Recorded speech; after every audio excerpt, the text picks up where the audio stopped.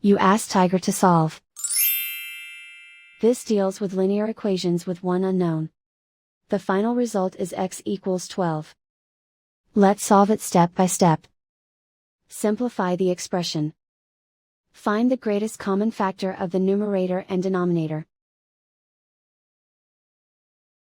Factor out and cancel the greatest common factor. Isolate the x. Multiply both sides by 60. Group like terms. Multiply the coefficients. Simplify the fraction. Multiply the fractions. Find the greatest common factor of the numerator and denominator.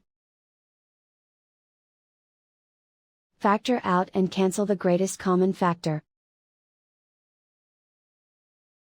And so the final result is x equals 12.